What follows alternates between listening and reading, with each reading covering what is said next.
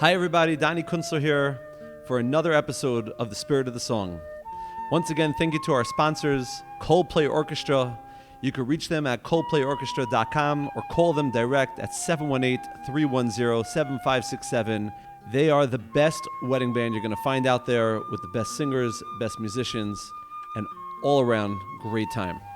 So over the last 30 years, you'd be hard-pressed to find a greater composer of Jewish music than Abie Rotenberg.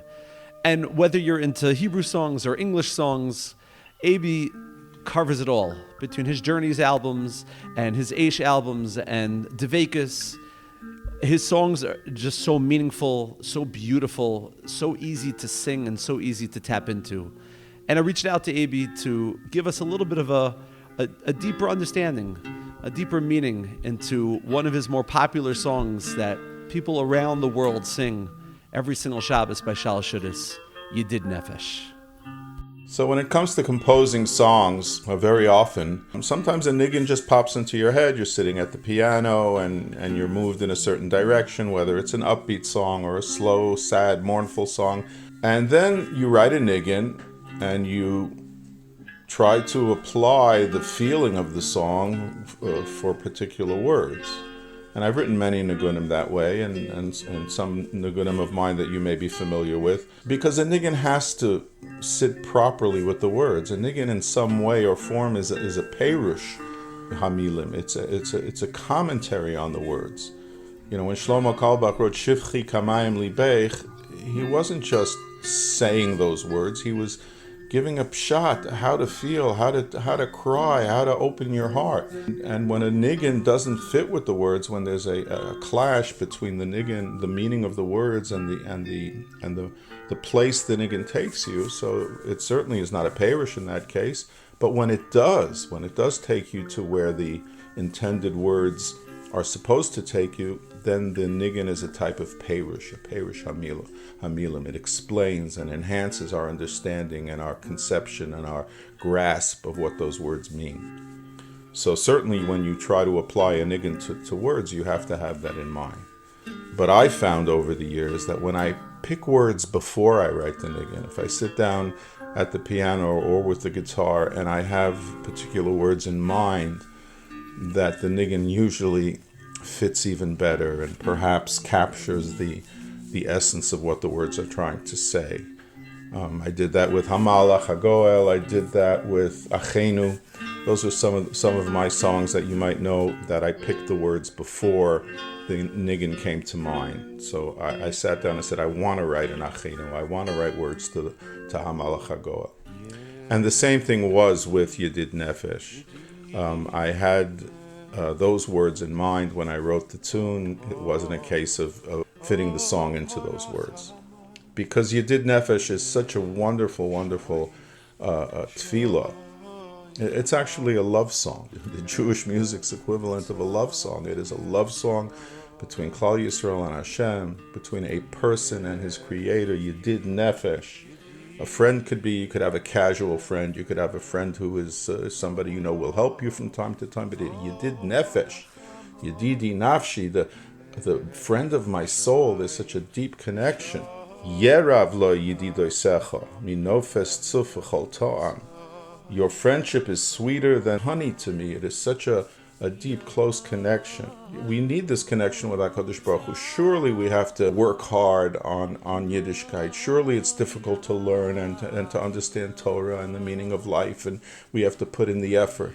But in addition to the effort that you have to put in and going to class and working with your Rebbe and trying to understand a piece of Gemara, you have to daven to Hashem. You have to have a connection. You have to ask Him for help so that He will give you this extra bracha to help you to succeed.